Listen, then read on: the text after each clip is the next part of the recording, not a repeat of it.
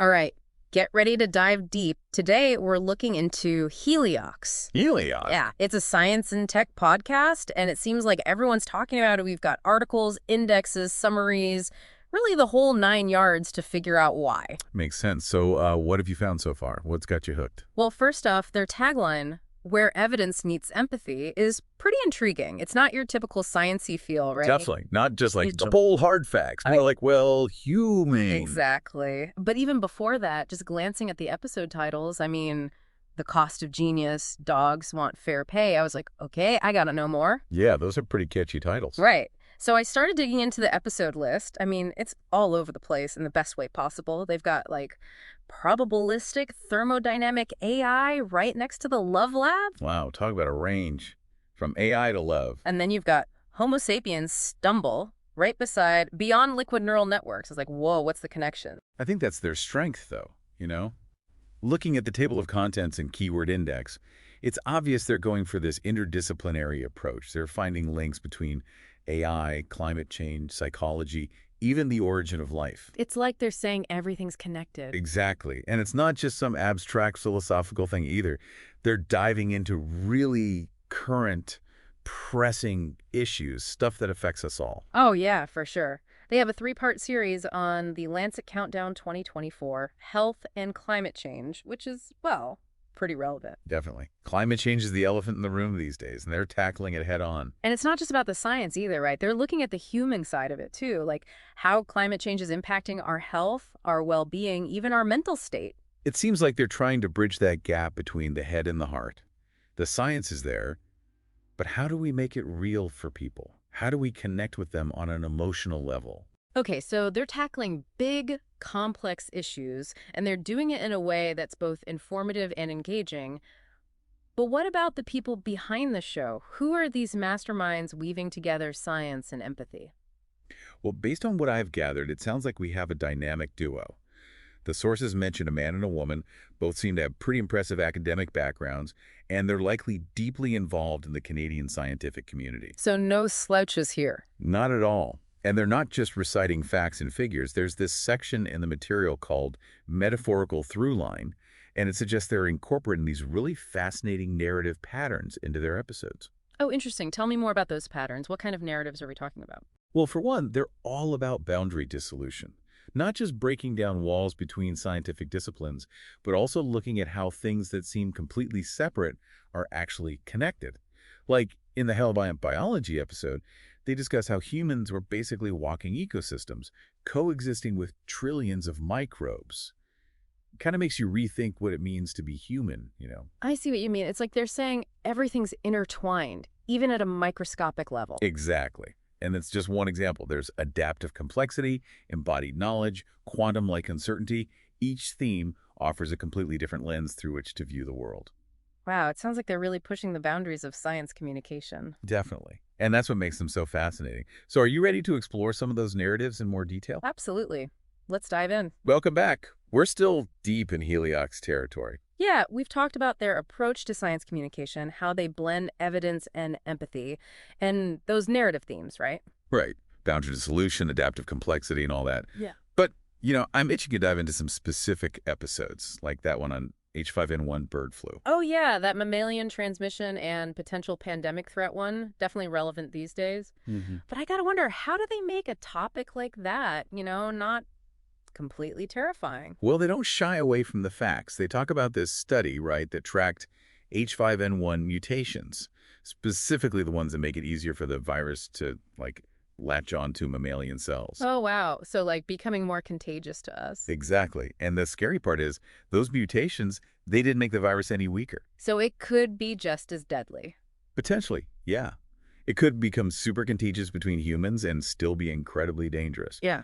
But they don't just stop at the scary stuff. They also get into the ethics of it all, like gain-of-function research. Gain-of-function. Yeah, it's where scientists intentionally make viruses, more dangerous in a lab setting to study them. I see, so they can learn how to fight them better. Right.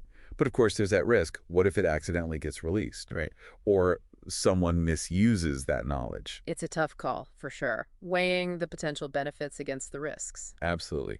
And speaking of tough topics, they also have multiple episodes on long COVID, which, well, hits close to home for a lot of people these days. No kidding. It's still such a mystery. Yeah, but they really dig into the science of it. But what I find interesting is how they connect it to broader themes. Like what? Well, there's one episode where they compare long COVID to chronic fatigue syndrome, which, has historically been dismissed by some doctors. It's Ah. like a prime example of how scientific understanding can evolve. And how empathy plays a role, too, right? Definitely. Like what we consider an illness today might be understood completely differently in the future. Makes you think, what else are we getting wrong right now? Exactly. Okay, but shifting gears a bit, there's this episode called The Cost of Genius. Have you seen that one? High intelligence's connection to psychological and physiological overexcitabilities. Yeah, that one piqued my interest. It's like, what's the downside of being brilliant? Right. We always think of genius as this amazing thing, but they flip the script a little. They talk about this concept called overexcitability. It's common in highly intelligent people, and basically their nervous systems are like on overdrive. So more intense experiences, both good and bad. Yeah, exactly. Like they might be super creative, but also prone to anxiety or sensory overload. Makes sense. Not all sunshine and roses, huh? Nope.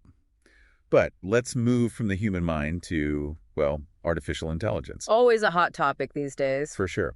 And honestly, it's one that kind of freaks me out sometimes. Me too. It's fascinating, but there's that, underlying fear of the unknown. Totally.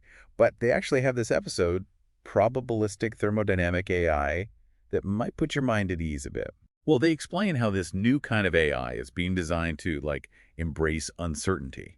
It's not just following rigid algorithms, it's making decisions based on probabilities, kind of like how humans do. So it's less like a robot and more like, us. Exactly. Which is huge, especially in fields like healthcare or finance, where AI is being used to make big decisions. Instead of relying on these, perfect algorithms that might miss some crucial details, what if AI could factor in uncertainty?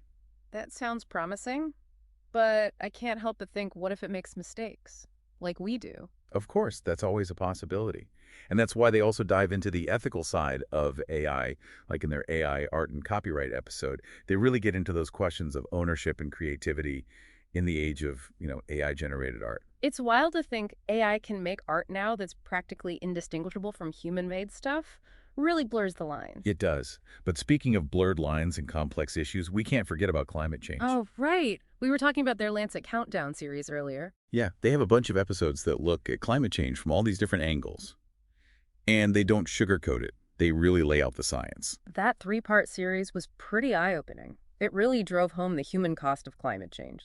I knew it was a big deal, but they made it real. Totally. They talk about specific examples, the increase in heat stroke among the elderly, mosquito-borne illnesses spreading to new areas, the mental health impacts of, climate disasters. It's one thing to hear about rising temperatures. It's another to think about real people suffering because of it. Exactly.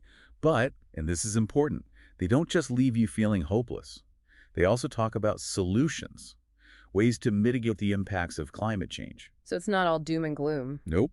They have this episode, Do Not Despair, How to Act on Climate Change. And it focuses on staying resilient, finding ways to engage with climate action without, falling into despair or apathy. We all need a little bit of that these days. It's easy to feel overwhelmed by the sheer scale of it all. It is. But I think that's a recurring theme in Heliox, this sense of agency. Like we can understand the world around us and we can shape it. It's not just about presenting problems. It's about encouraging us to think critically, have those tough conversations, and work toward solutions. This deep dive is really making me want to check out Heliox myself. But before we go any further, let's take a moment to recap what we've learned. Sounds good. We've covered a lot of ground, from bird flu to long COVID, even touched on the cost of genius and the ethics of AI. And of course, we've delved into Heliox's unique approach, how they combine science and storytelling. But next time, we'll circle back to those recurring narratives, those themes that seem to tie everything together. And we'll also talk about why those themes resonate so deeply with us, what they might reveal about being human in the 21st century. Stay tuned. Back again for round 3 of our Heliox deep dive. We've covered a lot of ground, haven't we? Bird flu, long COVID, even the cost of genius. It's been a whirlwind tour of their episode list, that's for sure. But now I think it's time to zoom out a bit. Remember those four recurring narratives we touched on? Yeah, boundary dissolution, adaptive complexity, and the others. Right. Those seem to be the threads that connect all these seemingly disparate episodes, kind of like the underlying structure of the whole Heliox world. I think a good place to start might be with boundary dissolution. That whole idea of the lines between like different fields of knowledge becoming blurred. It's not just the scientific concept. It feels very real in the world we live in now, doesn't it? Oh, absolutely. Just look at the news headlines. Climate change, the economy, political divisions, you can't separate those things anymore. They're all tangled up. Exactly. And I think Heliox is showing us a way of thinking that's crucial for navigating this, well, this mess. They're not afraid to bring together insights from different fields, even if they seem like they clash at first. It's refreshing, right? They're not giving us this simplistic black and white view of the world. They're embracing the gray areas. It's like they're saying, hey, the world is complex, and that's okay. Let's roll with it. Speaking of embracing complexity, that brings us to adaptive complexity. That idea that systems are always changing, adapting. It's mind-boggling when you really stop to think about it. It goes against that old way of thinking, that everything has a predictable cause and effect. Instead, it's like change is the only constant. Biological systems, social systems, tech, everything's in flux. It's like that episode about H5N1, how the virus is constantly mutating.